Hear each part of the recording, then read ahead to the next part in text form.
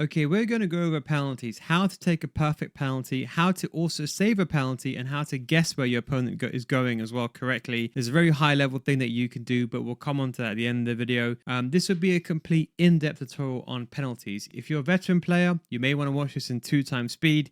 If you're new to the game, we're going to go through everything in detail. Now, first of all, you can see this ring, okay? That's the first thing you're going to notice. Now, this ring will contract and expand depending on your composure level.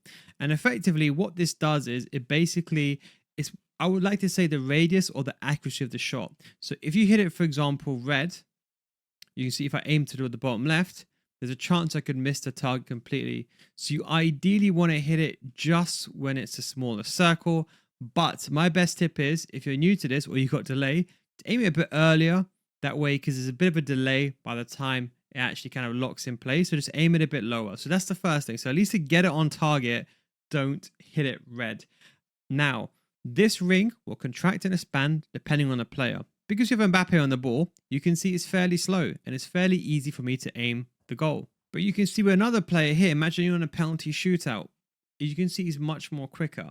So it will get difficult depending on the composure level of the player. So if a player's got low composure, it'll be harder to time that penalty perfect. Something just to bear in mind. So to take a penalty, we just know you just take a shoot button and then you just aim your left analog stick. The longer you hold the shoot button, the more power you apply. Now, this is important. Some of you ask me, how come I can't get the penalty basically right in the corner, even though I'm applying maximum power? Well, the reason why is because the shot power is very important. It dictates how far close to the edge the ball will go in. So the better shot power you have, you can still have a high power shot, but you can get it closer to the side netting. So like, let's say you want to do like a perfect Mbappe shot and you want to go top bins like so, you're going to need a lot of shot power on that player, 90 plus, to get it in that region. And if you're wondering about the penalty attribute, so you know composure affects the ring and the kind of the placement, the penalty actual stat impacts the quality of the shot. So you could just think of this as like more of the placement of the actual area. So they kind of go hand in hand. I would say you ideally want someone, in my opinion, that's got good shot power. That's the main thing, because that way you have enough power for them to shoot. And if the goalkeeper does dive, you can get out of their grasp. Okay, now what about aiming? It's a question I get.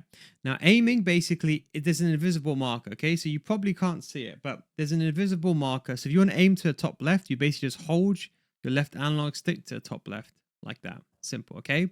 If you want to go to the bottom left, it's the same thing. You hold it to the bottom left. So there's like an invisible marker that basically just goes wherever you aim it. So you go again, top right, and then bottom right. So before it used to be only 3 places, just left, right, up. But now it's, and this is important for saving it, because technically when you save it, if someone shoots bottom right, you have to actually dive bottom right. And then of course, you want to aim in the middle. If I hold my left analog stick up and then I do shot power, it's going to go to the top of the net. And if I go again with aim to the bottom and I go with same amount of power, it's going to go to the bottom. So technically there's 6 areas for you to mark. Both when you're attacking, you can aim in. So if you've got a penalty shootout, mix them up every single time.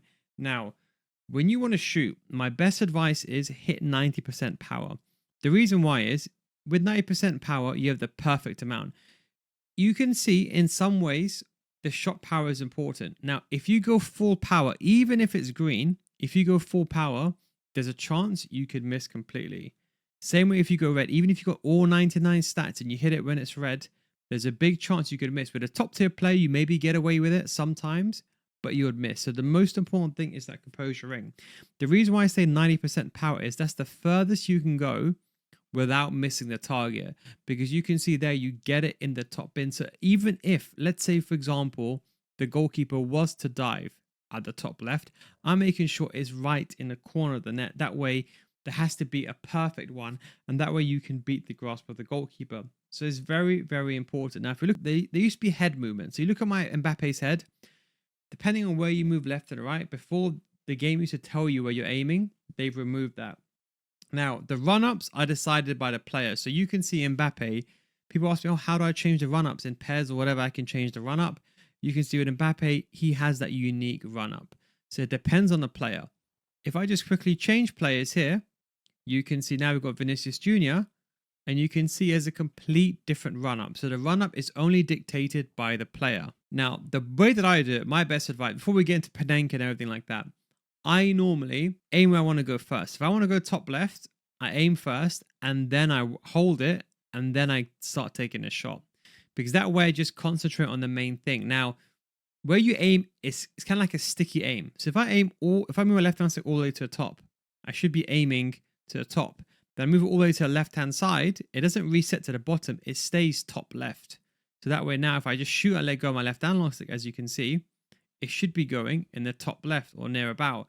So the aim is sticky, it doesn't reset. So remember that. So if you decide to quickly go bottom right and then change midway, you have to make sure you fully extend all the way. Because if you, for example, aim to the right-hand side and then last second you decide, oh, I want to go to left-hand side, it might not go all the way. So if you do change your mind during the run-up, or at least in my opinion, choose early. So I'll normally have faith, go top left, and then I would bury it in the corner.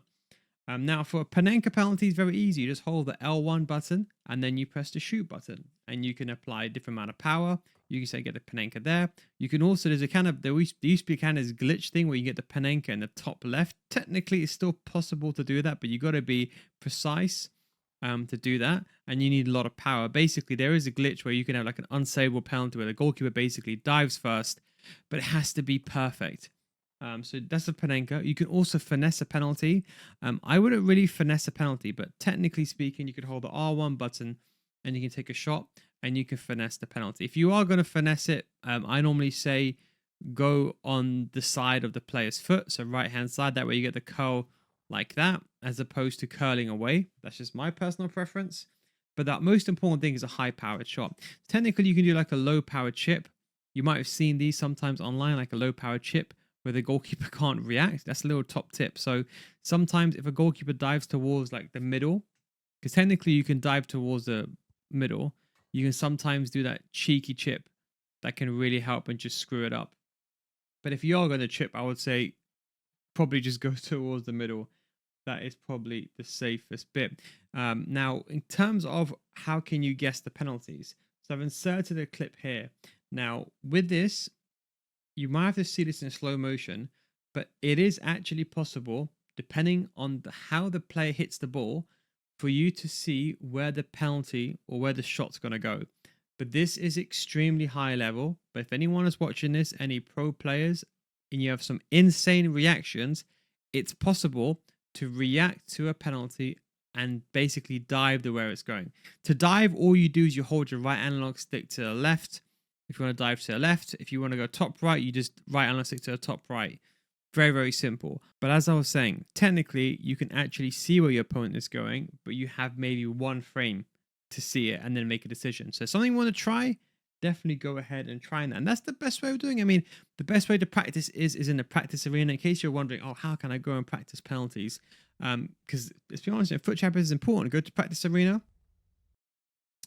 And then all you want to do is you want to press start. You want to go to free kicks. It's hidden in free kicks. Then you just want to move the ball into the box. It ends up becoming a penalty. And then you can practice as many times as you want. And if you want to change players, just press L1, R1. Like that simple. And then you can start practicing penalties. Very, very easy. Thanks for watching. Take it easy. Catch you next time. Peace. And don't forget, if you want to get better at FC26, you can come join my Patreon series, patreon.com/nilguys. We've got so many videos. So if you want to understand how penalties work, you know that section. But if you want to see how the game works, you can see this all here. We've got my FC26 school series. In fact, by the time you're watching this video, it's probably going to be loads more videos being uploaded already here. But this is how to defend. And then we have, of course, the meta mechanics series. So if you're wondering about the meta mechanics inside the game, and maybe you want those wins straight away, we got a meta mechanics series, what's effective right now. And then we also have the timeless fundamentals. So let's say, for example, you want to know how to do a through ball, how to do a pass, how to do a lob through pass, but how and when to use them effectively. All those videos are there as well. And of course, more videos being uploaded. We got loads of squad builders, and we've got all the FC26 roles and tactics. Links down below in the description, patreon.com/nilguides. If you don't get better after 1 month, we will refund your money. It's a Nil Guides guarantee.